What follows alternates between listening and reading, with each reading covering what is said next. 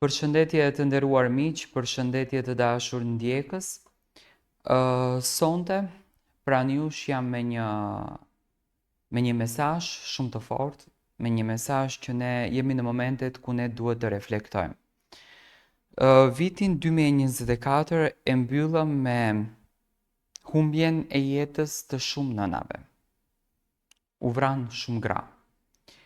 Si në Kosovë, në Shqipëri, ashtu edhe në Maqedoni. Me pa të drejtë nga bashkëshortët e tyre, nga njerëzit e tyre të afërt, por rasti më i fundit që na tronditi të gjithëve ishte vrasja e një gruas e cila u vra në prit nga ish pronari i saj ku ajo kishte punuar në atë furrë të bukës e quajtur Diellza në Vushtrri. Sot dua të ndaj një shkrim që unë i kam dedikuar këtij fenomenit. Mendoj që më e rrezikuara në shoqërinë tonë shqiptare, të paktën në 2 vitet e fundit, ka qenë gruaja. Nga ngjarjet që po ndodhin, gratë me plot të drejtë kanë të ulen edhe të mendojnë se me kë po flejmë ne. Ku po shkojmë ne? Çfarë po ndodh me ne? Me kë po pim kafe ne? Me kë po shoqërohemi ne? Te kush punojmë ne? Të gjithë këto gratë të cilat kanë humbur jetën, po të hyjmë në biografinë e tyre të jetës, do të kuptojmë që kanë qenë gra punëtore, të devotshme, gra të cilat kanë punuar më shumë se burra për familjet e tyre, që të rrisin fëmijë të ndershëm edhe atë kontributin e madh të tyre ta investojnë tek fëmijët e tyre që t'i shkollojnë. Dhe këto gra sot janë të varrosura dhe familjet e tyre po përvëlohen dhe pyetja që unë e kam trajtuar shumë si temë dhe si çështje është se ku po shkon kjo botë? Ku po shkojmë ne? Unë e kam titulluar Mos e vrit një grua. Ajo nuk lindi për të qenë viktim.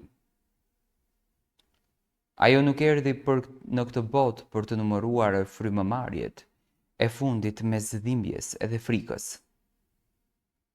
Një grua nuk është një pronë. Nuk është send që mund ta përdorësh e pastaj ta shkatërosh. Nuk është objekt që ti mund ta zotrosh, ta shkelësh e ta poshtërosh. Një grua është jetë, është dritë, është nëna që të solli në këtë botë, është bia që dikush e rriti me dashuri, është motra që dikush e mbrojti me përkushtim. Ajo është e lirë, nuk është e jotja. Në 2 vitet e fundit, në Kosovë dhe në Shqipëri, po vriten gra, jetë të ndërprera, ëndra të shkelura, gra të cilat duhet të jetonin, të qeshnin, të ëndronin. Kush ishin ato? Ishin dikush që e donte dhe ëndronte një të ardhme të mirë. Ishin vajza, ishin nëna, ishin motra, ishin mike. Nuk ishin vetëm emra në një lajm të hidhur. Ishin jetë të vjedhura nga burrat, nga shoqëria, nga rrethi ku ata jetonim që ne i mendonim se ishin zot të jetës së tyre.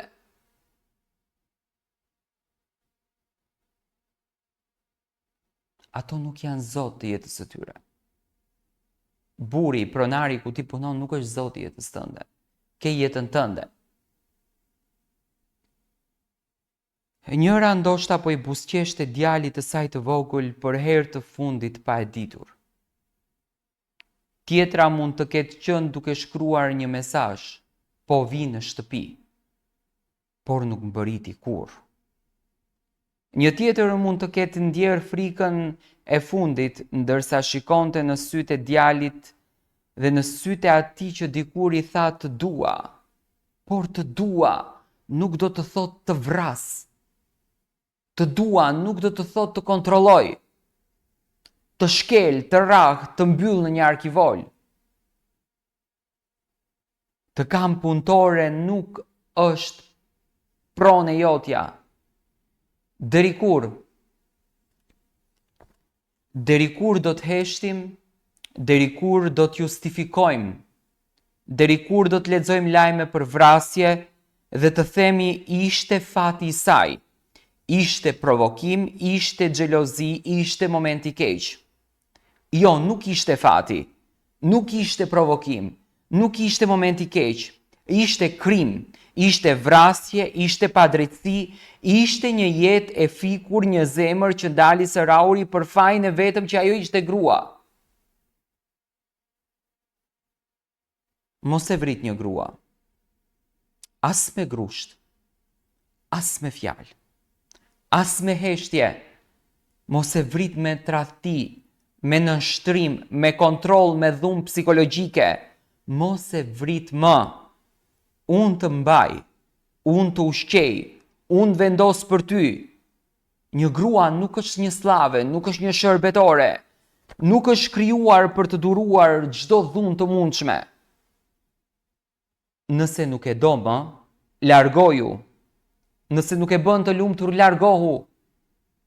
Por mos e vrit. Mos ja merr jetën.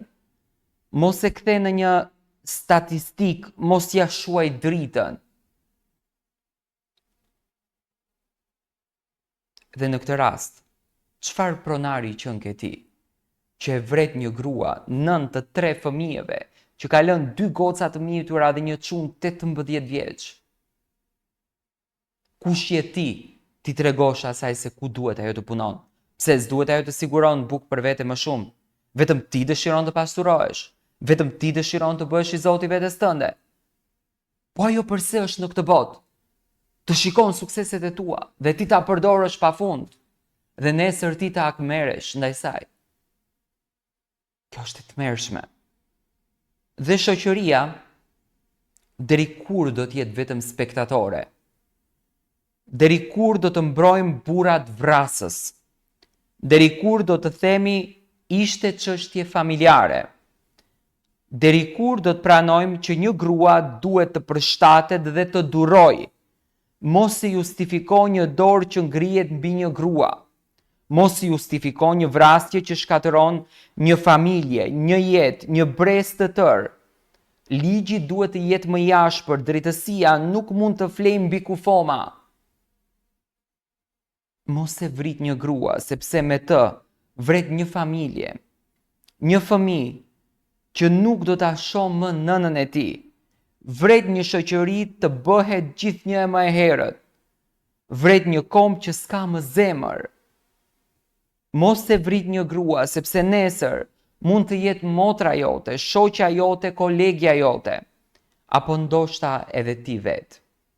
Sepse në këtë vend një grua vritet për arsye të kota, sepse deshi të largohej, sepse deshi të jetonte ndryshe, sepse nuk u nënshtrua, ajo nuk e meritonte vdekjen, askush nuk e meriton, dhe ti që hesht, je po aq fajtor se ai që vret. Mos e vrit një grua, mbroje, mbro motrën tënde, shoqen tënde, fëmijën tënde, kolegen tënde, mbro çdo grua nga ata që mendojnë se gratë janë të pavlera, sepse çdo grua është e çmuar, sepse çdo grua është nën, bi, motër, jetë, sepse çdo grua ka të drejtë të jetojë. Mos e vrit një grua, se vret një jetë, dhe me të vret edhe shpirtin tënd. Do me thënë, gratë tek ne vriten përse ato duan të bëjnë një ndryshim në jetën e tyre. Dhe kjo është çuditërisht njerëzore që po bëhet. U vra Liridona, u vra Alma, sepse buri po e tradhtonte në sy. Dhe sot drejtësia hesht mbi kufomat e tyre. U vra Gjulieta, u vra Marigona, e sa gratë të tjera dhe në fund në xhmia. Përse? Përse? Për çfarë arsye? Burr që nke ti që vriske një grua? I dashur opinion. Sonte nuk jam më në këndin e gazetarit, sot jam në këndin e qytetarit, jam në këndin e protestuesit mediatik që boll më u vran gratë. Femrën, gruan, Zoti në këtë univers e ka dhënë për ta dashur, e ka dhënë për ta respektuar, e ka dhënë për ta nderuar. Ajo është një lule e njom, ajo ka nevojë për fuqinë tonë, nuk ka nevojë të vritet. Është turp atë se çfarë ne po e tregojmë në botë, dhe drejtësia duhet të vepron dhe ligjet edhe më të ashpra duhet të vinë. Ne botës duhet i tregojmë që vrasësin e dënojmë ashpër dhe këtë gjë nuk e tolerojmë, dhe jo botës t'i tregojmë që drejtësia jonë flen mbi kufoma dhe ne nuk po bëjmë asnjë gjë. Dhe ne çdo ditë po na vriten të rinj, po na vriten motra, po na vriten nëna, gra, dhe arsyen nuk e kuptojmë dot. Kjo është çnjerëzore që po ndodhen tek ne si shoqëri. Ne themi që jemi një shoqëri e arritur, ne themi që jemi një shoqëri e ndërtuar dhe në fund të ditës jemi një shoqëri e përfunduar. Në momentin kur ti shikon 4 kufoma brenda 24 orësh, ti si shoqëri ke marrë fund dhe nuk kam argument në atë mënyrë, nuk kam argument në atë moment. Thjesht faktit ne po pyesim veten tonë, ku po shkon kjo lloj shoqërie dhe çfarë dëshiron të arrijë?